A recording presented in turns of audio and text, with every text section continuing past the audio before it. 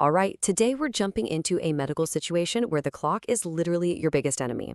We're talking about managing obstructive uropathy. So, think about your body's urinary system for a second. It's basically this super sophisticated plumbing network, right? But what happens when that plumbing gets a massive clog? Well, just like in your house, everything starts to back up, and that backup can do some serious immediate damage. And that exact blockage, that's what we call obstructive uropathy. It's really any kind of obstruction that stops the flow of urine. But here's the crucial part, the part you absolutely have to remember. It's what's known as a time-dependent condition. That means from the very second that blockage happens, a clock starts ticking. Every minute you delay treatment, you're raising the stakes for permanent, irreversible kidney damage. So, you can imagine that sense of urgency? It defines everything about how you treat this. The core principle couldn't be simpler. You're in a race against time, and the prize is saving the kidneys. Every single decision, every move you make is driven by one single mission: clear that blockage, and do it fast. We're not talking about finding the perfect, elegant, long-term solution right now. Nope. This is all about a rapid-fire intervention to save kidney function before the damage is done for good. Okay, so the starting gun for this race has just gone off. What's the first move?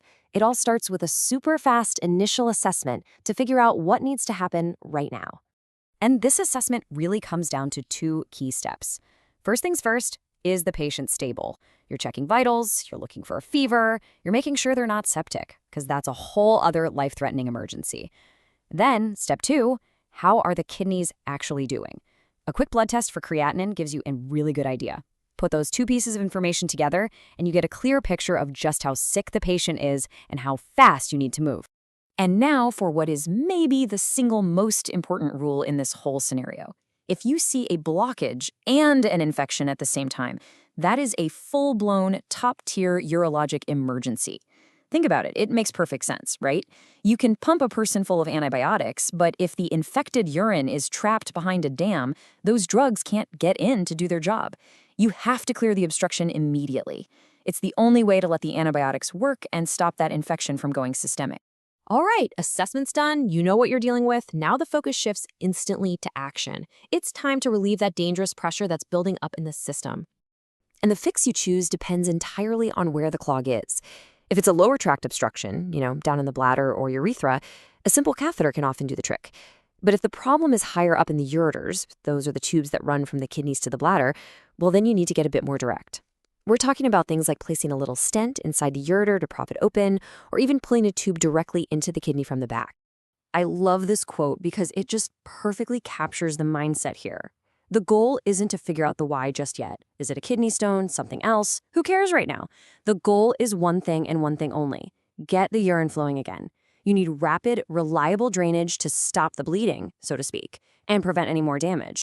Okay, so fast forward a bit, the patient is stable, the immediate danger is over, the pressure is off. Now you can take a breath and shift your focus to actually solving the root cause of the whole mess. And the underlying causes, the etiologies, they can be all over the map. It could be something super common, like an enlarged prostate, or BPH, which you can treat with meds or surgery. Or maybe it's a pesky kidney stone that got stuck. It could even be a nerve-related bladder problem.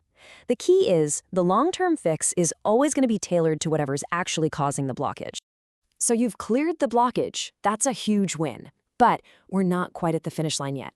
The body's been through a lot, it's been under incredible stress, and the recovery phase, that needs to be managed just as carefully.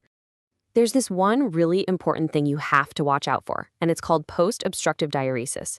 The best way to think about it is like a dam bursting. For hours or days, pressure's been building up, and once you release it, whoosh, the kidneys can go into total overdrive and start producing just a massive amount of urine. And this flood happens for a couple of reasons. First, the kidneys are basically doing a massive system flush, getting rid of all the waste products like urea and sodium that were stuck in the backup. But second, the blockage itself can actually stun the kidneys for a bit, making it harder for them to concentrate urine, so more water ends up getting flushed out.